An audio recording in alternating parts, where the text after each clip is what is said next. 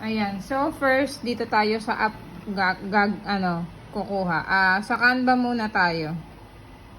Canva.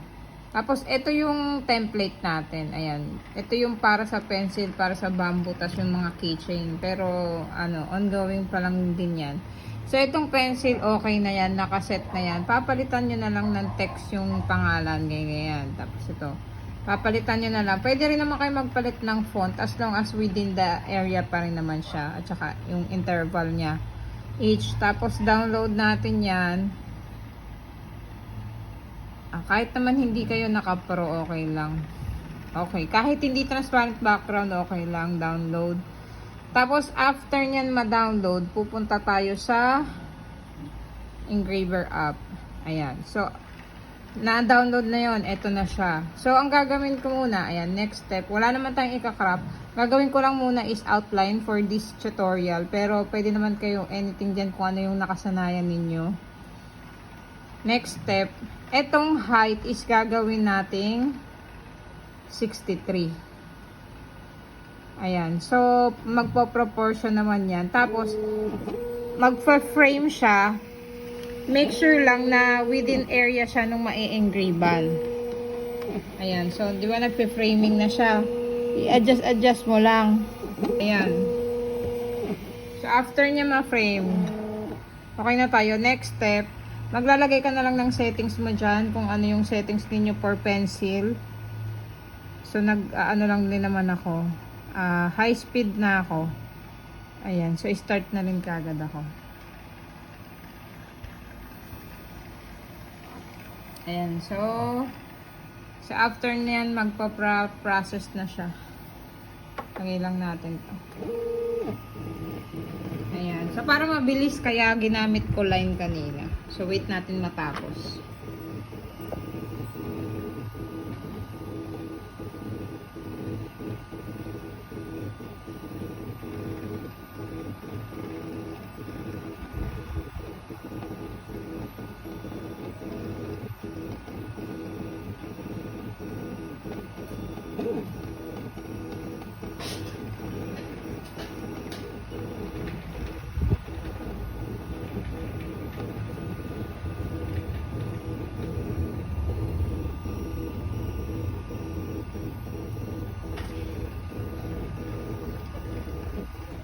Ayan, nasa bandang dulo na siya nag-engrave.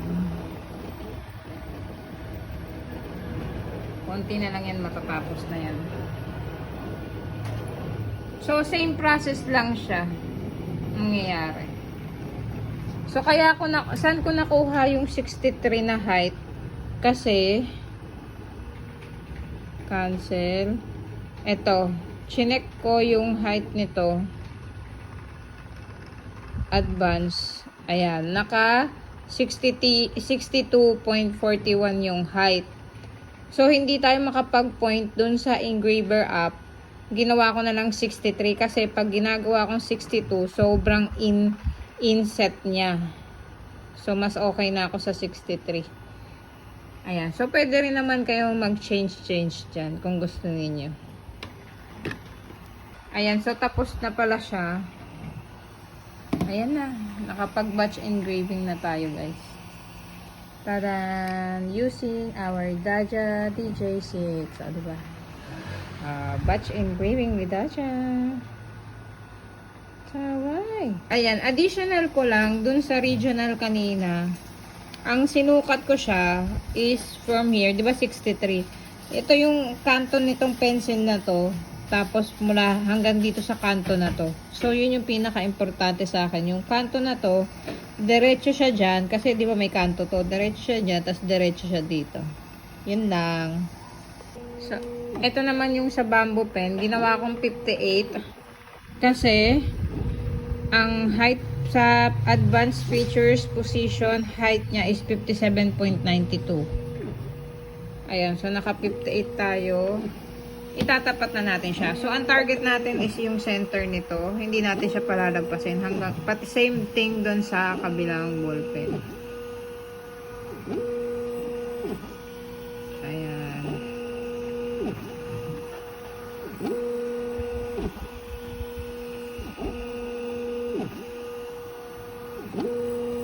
Ayan. Actually, ginawa ko siyang 59 para mas ma-widen pa siya kasi nakita ko parang bitin. So, engraving na siya dun sa part na yon. So, may tatlo tayong slot dito na wala akong ballpen. Ano kayang ilalagay ko? Maghahanap muna ako. Ayan. So, engraving na siya dyan sa last. Ayan. So, kapag feeling nyo hindi siya aabot, pwede kayong mag-add nung sa height. Ako nag-add ako from 57 atong 58 ginawa kong 59 kasi tingin ko hindi siya aabot eh. So baka mag-vary siya depende sa font. Kaya ayan. So ito yung una. Naglagay lang ako ng papel doon sa mga ito yung una. Ayan yung text here.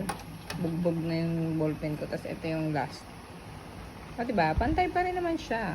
So, 5 pieces, 5 slot yung carry for bamboo pen.